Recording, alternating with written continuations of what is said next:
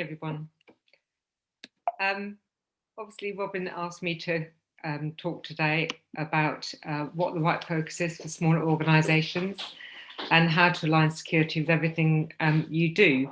But I thought, first of all, actually, I would start with talking about what I can only call really the ugly truth and what smaller organisations are actually doing about their cybersecurity. And I think Mark earlier alluded to what's really going on, but really thinking about what small organisations are doing and what their motivation is for doing it, and potentially what could hopefully change this. And then let's explore how smaller organisations can align security to everything they do, and leave it up to them as to actually whether they will in fact do that. So first of all, a little bit about me. Obviously, I'm CEO, co-founder of Securious, and we're a cybersecurity compliance company based at the Science Park. And obviously, as Robin said, I'm talking about the focus for smaller organisations because the majority of our clients do actually come from the SME bracket. 60% of our clients are actually only go as far as Cyber Essentials level 1. So effectively, that's the entry level of everything that we do. Thankfully, that is not 60% of our revenue from there. And we've been a certification body for Cyber Essentials since 2015, and the scheme was launched originally in June 2014. So that's before the National Cybersecurity Centre even came into existence. So we've now got clients who are on their 6th year of doing Cyber Essentials with us, and have actually never done anything more than that. So first of all, is it important? What's the significance of smaller organisations in the UK? Well, I've done a definition really of what a micro, small and medium organisation looks like. But in fact, 99% of all businesses fall into that SME bracket. And there's been a significant growth. So this was only 3.5 million in 2001. So there's a huge growth in smaller businesses. They account for 52% of our UK turnover and 61% of our employment.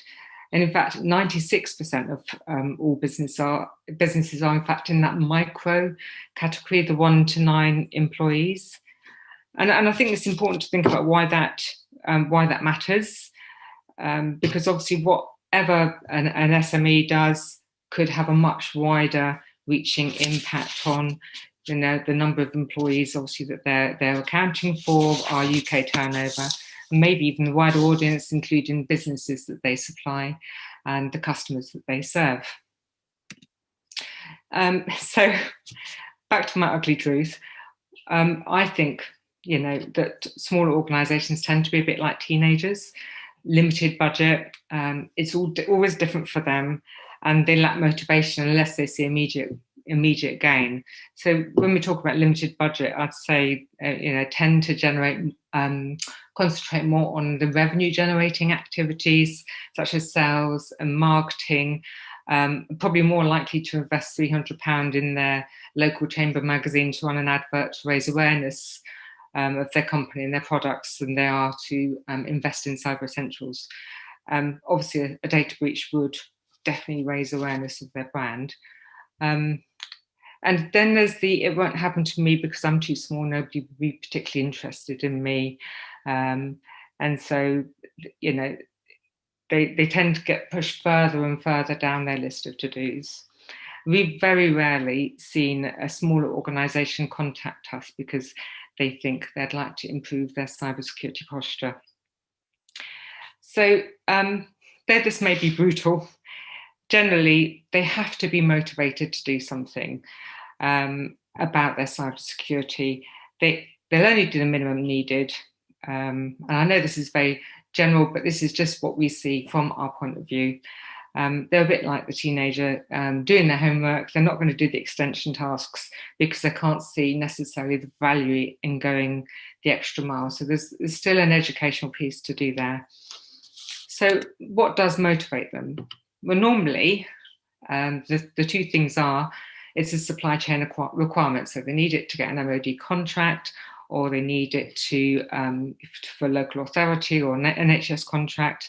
So something that's revenue driven, or they might need it just because they've suffered a breach, and that's a very different conversation. So just thinking about what else could motivate small organisations, I thought we'd sort of look back at the original cybersecurity strategy released in 2016, which was the 5-year strategy, and where we were going to invest 1.9 billion to make Britain secure and resilient in cyberspace. And effectively, the government was looking for, they were going to look after the public sector, and it was the responsibility of businesses to look after, to take reasonable steps to look after their data and look after themselves online. The way they were going to do this, or the way they are doing this, is through organisations such as insurers, regulators, and investors. So people that could exert influence over companies. Part of this was also the general data protection regulations that changed in 2018. So if we have a quick recap on what working through organisations is looking like, I'm not going to talk about investors because personally I've not seen any evidence of how this has motivated any company to do anything about cybersecurity. So I'm going to talk about insurers and regulators and what sort of effect that's having. So the cyber insurance market is still in its teenagers phase itself, really. It's getting more mature and they're starting to understand the risks, and that's now being reflected through the premiums. They're expecting some level of the basics to be done, and if that's not the case, then it's likely that premiums will be higher. And it's about sort of making sure that people have, locked their doors and taken some responsibility, really. And this is a big change, because when first came across cyber insurance way back, it was sort of pay £200 and you get covered for everything. And obviously now that isn't the case, because we're starting to see them paying out. But even despite this, it's still very low on the SME shopping list. This InfoSec magazine article back in September said that only 13% of SMEs actually have cyber insurance. So it's not really still the motivation necessarily for a smaller organisation. The other thing, obviously, is regulators. So GDPR has made some difference, and certainly in the breaches survey that Mark was talking about, they said it has sort of enhanced technical controls, government processes, but that hasn't really moved on much since 2019. It's still sort of it's a fairly modest change post GDPR implementation. And I think there was a great deal of focus originally on privacy notices and getting consent. And maybe not so much around demonstrating the accountability for the security principle. It just really meant a statement in a privacy notice. And we're still coming across companies who are processing PII who don't know that they need to register with the ICO even. So if we know that smaller companies are just doing the minimum, this is a problem. This is all they're going to do. So let's think about what the minimum normally looks like for a small organisation. And that really starts with Cyber Essentials. This is the baseline. This is where they get the right controls in place to protect themselves against 80% of internet threats. And obviously it's supported by National Cybersecurity Centre. And what's great about this is it does actually provide now with the new scheme cyber insurance cover up to £25,000. So when implemented and followed, it's really, it's a really good tool for smaller organisations to use. But the problem with this, really, for a lot of organisations, is it is treated rather as a badge rather than a tool, and it does have a bit of bad press because of the self-assessment. I think people are tending to think, they want to treat it like a tick box exercise so that they can just get their badge and they can get their contract, rather than it being used as something really effective to help them get better at their cybersecurity. And unfortunately, this is the type of comments that we see. So they sometimes think that they just pay £300 and get their certificate. This is only in the last couple of weeks, but somebody who'd paid their invoice for their cyber, but they hadn't got their certificate yet, even though they hadn't actually filled out the questionnaire. And also somebody who thought, as they were doing a renewal, they didn't actually really need to do anything, could they just have their invoice and off they go. So it's still, despite all the education and everything that they do, it's still not really seen as the tool that it should be, which is unfortunate. And remember, it takes quite a lot for a company to actually get to the starting point. So the other thing maybe we have to think about Cyber Essentials is it is only a moment in time. So this is really, obviously it's a self-assessment. They have to fill out the questionnaire to make sure that they're meeting the standard. But it's really, if you compare that to having a self-assessment MOT, how long would we rely on it for the safety of a vehicle? And people often don't look at these controls again until they renew their Cyber Essentials. And yet third parties are relying on this for the whole year, and insurance companies, they're relying on this to be in place and effective for a whole year. And then the other thing around Cyber Essentials is obviously Cyber Essentials Plus, which is where we have the independent verification that all those controls that they've self-assessed to are in place. It's just that third-party check, yes, that's all good. And again, that's only for that day. As soon as obviously you drive your car out, then you can't guarantee the safety. And that's the same with the Cyber Essentials Plus, really.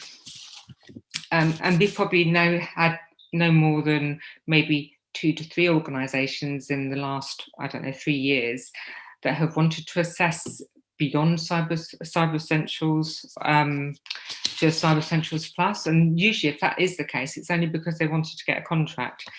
And the other thing is that this is just an independent verification, the Plus, of what's already in place. So when we go and do a Plus, quite often there's always some, even if it's small, some form of remediation that still needs to be done.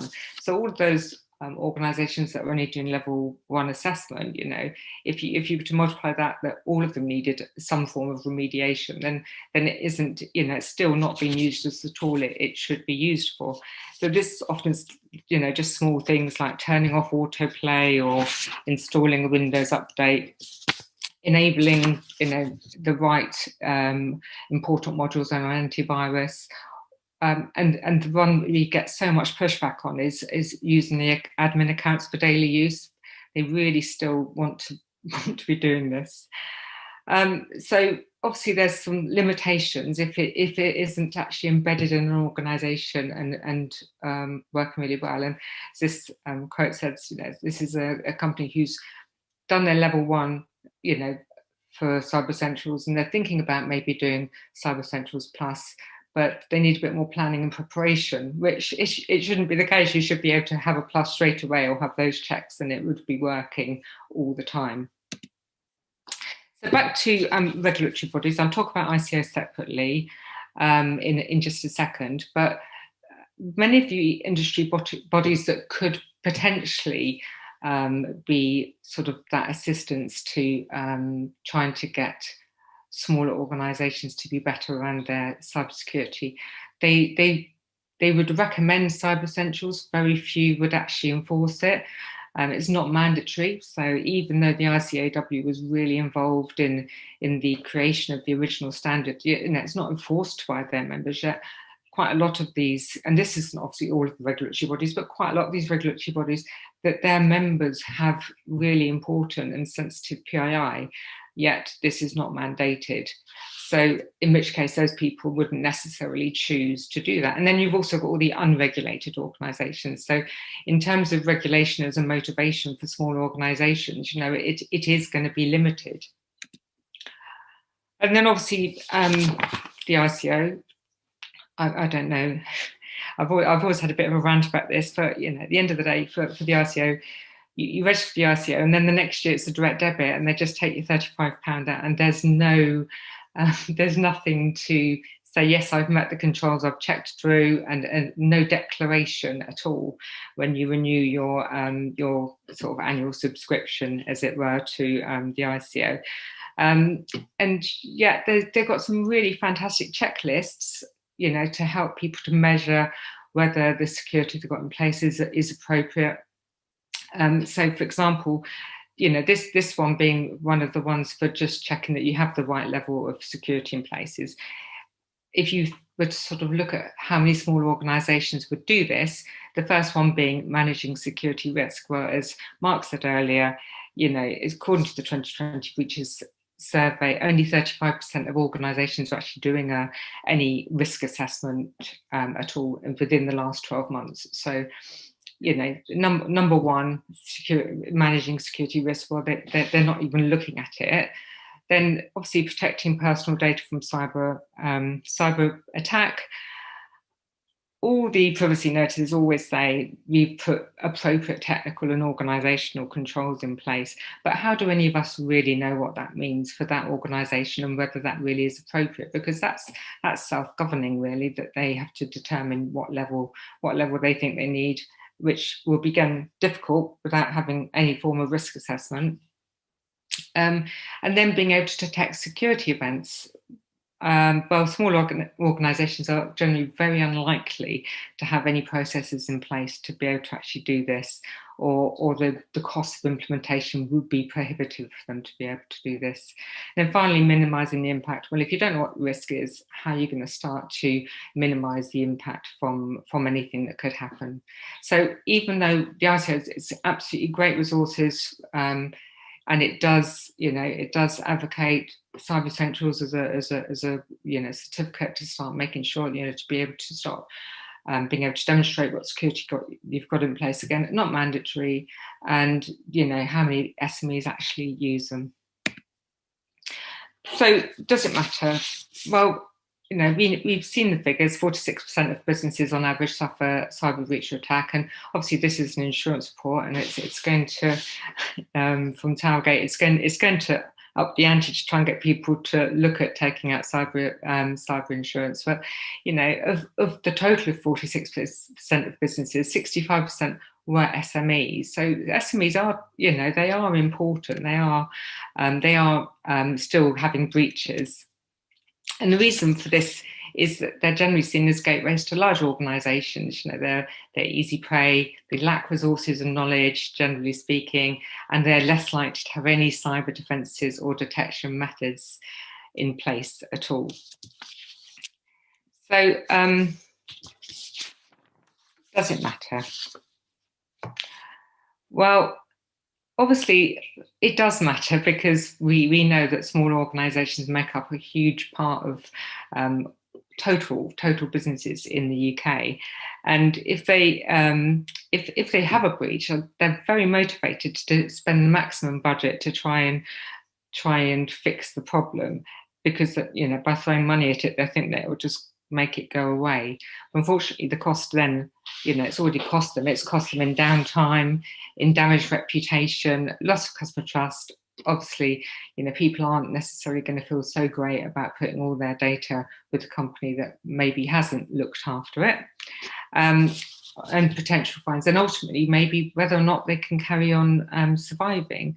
So when they've used the statement, we've got appropriate technical and organisational controls in place to protect your data, quite often, if you ever play breach bingo, this will be the next statement rolled out is, we take the protection of our customers' data very seriously once they've had a breach. So it still doesn't really match up.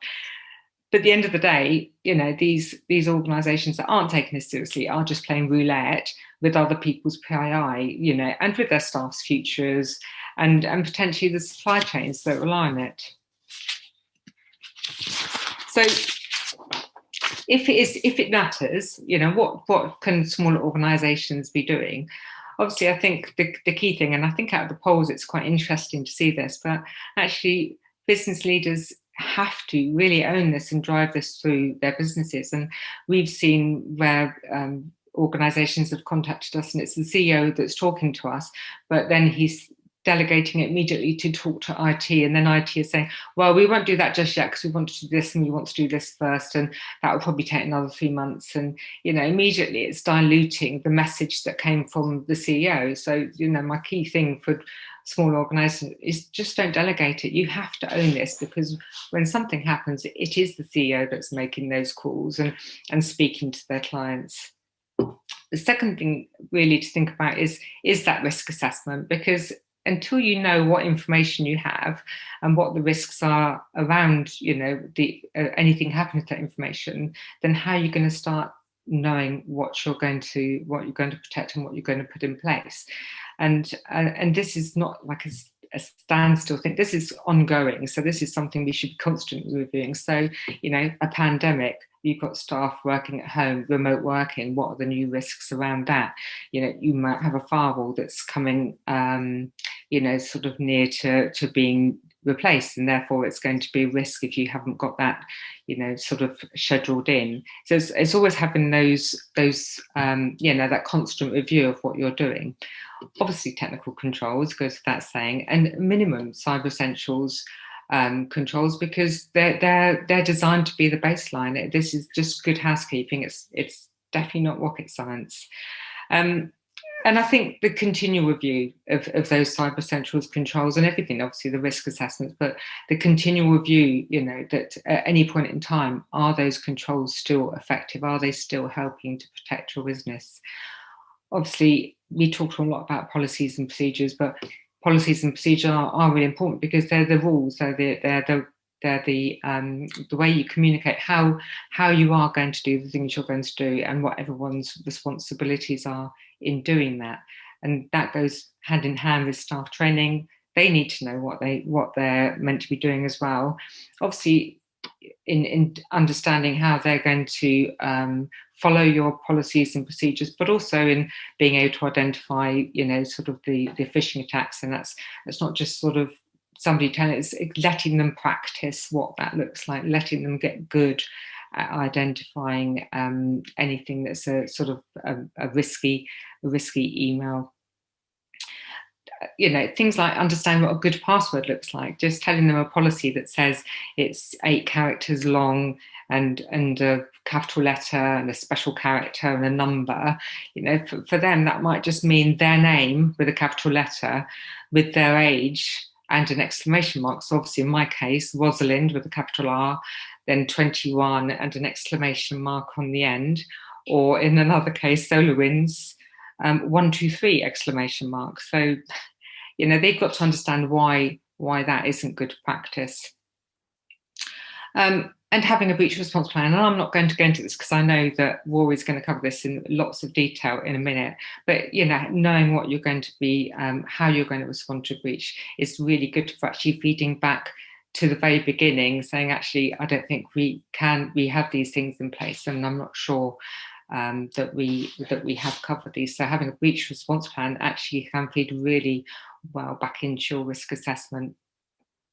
So for help for small organisations, obviously there's loads of stuff out there for them that's absolutely free. Obviously, we've got National Cybersecurity Centre Small Business Guide and the ICO's Guide on Security.